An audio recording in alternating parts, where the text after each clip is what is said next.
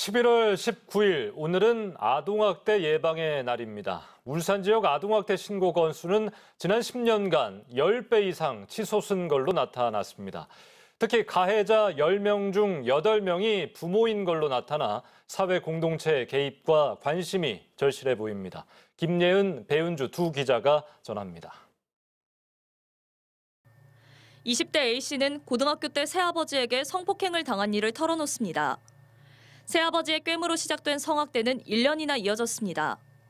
너희 엄마가 이거 알냐? 너를 보낼 거다. 이렇게 말씀하시고 이제 너한테 어떤 문제가 있으니까 그 문제를 내가 고쳐주겠다.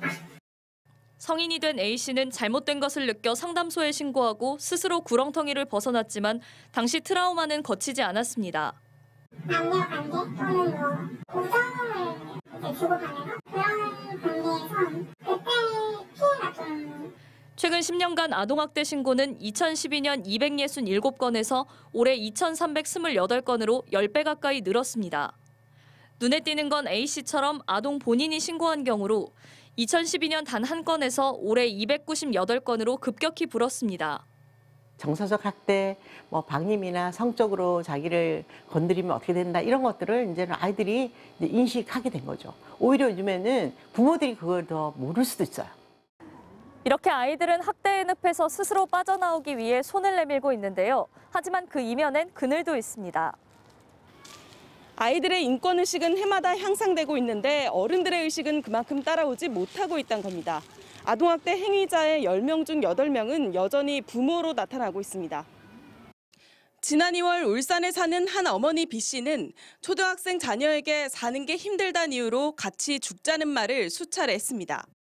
B씨는 단지 하소연이었다고 항변했지만 신고를 받은 해당 지자체는 학대라고 판단해 즉각 분리 조치했습니다.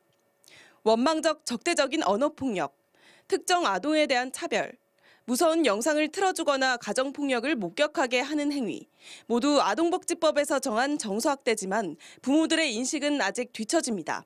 올해 1월에 민법 915조 징계권 조항이 삭제되었고 법적으로는 정말 아동 중심적으로 변화하고 있지만 폭력이라는 미명 아래 아이에게 학대를 가하는 경우들이 왕왕 있는. 여기에다 학대 피해 아동을 조기에 발견하는 비율인 피해 아동 발견율 또한 한국은 미국과 같은 선진국의 절반 수준에 그칩니다. 그나마 지난 3월부터 지자체마다 학대 의심 아동 즉각 분리 제도를 시행하면서 사각지대에 놓였던 아이들이 양지로 나오고 있습니다. 2회 이상 1년 내에 신고되었을 경우에, 즉 아동학대가 발생했다고 확인되지 않았으나 의심만 되더라도 분리시키도록 되어 있는 제도입니다.